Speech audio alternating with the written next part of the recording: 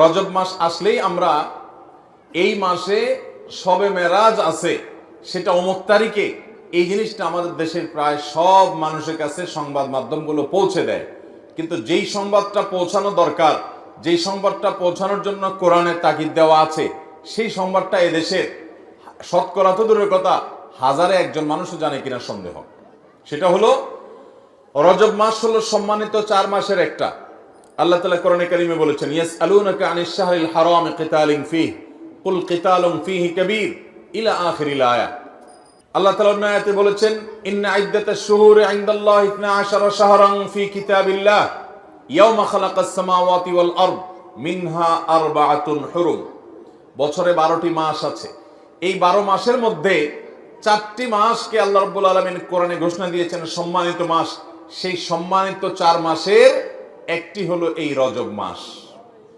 আমরা রজব মাস আসলে মেরাজের মাস এটা জানি, অথচ রজব মাস যে সম্মানিত 4 মাসের এক মাস, সম্মানিত মাস হিসেবে এই মাসে বিশেষ কিছু করণীয় বর্জনীয় আছে, সে বিষয়ে এদেশের বেশিরভাগ মুসলমান জানে। মুহতারাম হাজিরিন, এখন প্রশ্ন হলো যে এই মাসে কি আদৌ মেরাজ হয়েছে কিনা। এ বিষয়ে ঐতিহাসিক এবং হাদিস বিশারদ, হাদিস বিশ্লেষক, ওলামায়ে কেরামের প্রায় 16টির মতো মত আছে। কতটি মত আছে? 16টি মত। অনেক ইমাম বলেছেন নবী করিম সাল্লাল্লাহু আলাইহি সাল্লামের মেরাজ হয়েছে রজব মাসে।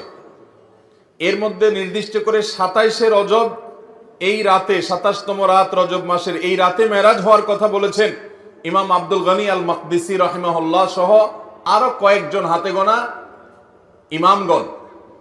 আর এর বাইরে অনেক বড় বড় ইমাম, অনেক বড় বড় মুহাদ্দিস এবং ইতিহাসবিদগণ, তাদের মত অনুযায়ী নবী সাল্লাল্লাহু আলাইহি সাল্লামের মেরাজ হয়েছে অনেকের মতে রমজান মাসে, অনেকের মতে রবিউল আউয়াল মাসে, অনেকের মতে শাওয়াল মাসে। এক একজন এক এক মত দিয়েছেন এবং সেটি নবী সাল্লাল্লাহু আলাইহি সাল্লামের হিজরতের 1 বছর আগে হয়েছে, এই মতটি বেশিরভাগ মুহাদ্দিস এবং ওলামাদের মত। আবার অনেকে হিজরতের 4-5 বছর আগে হওয়ার মত দিয়েছেন।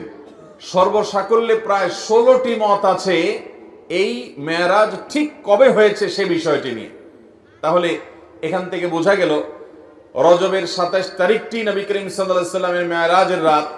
এই রাতেই তার মেরাজ ঘটেছে এমনটি নিশ্চিত করে বলার মতো কোনো সুযোগ আদৌ, কিন্তু আমরা এটাকে নিশ্চিতভাবে মেরাজের রাত হিসাবে জানি, আমরা বলিষ্ঠভাবে এটাকে চূড়ান্তভাবে মেরাজের রাত হিসাবে আমরা জানি। অথচ এটা অন্য 10টি মতের মতো একটি মত, বরং বেশিরভাগ ইতিহাসবিদ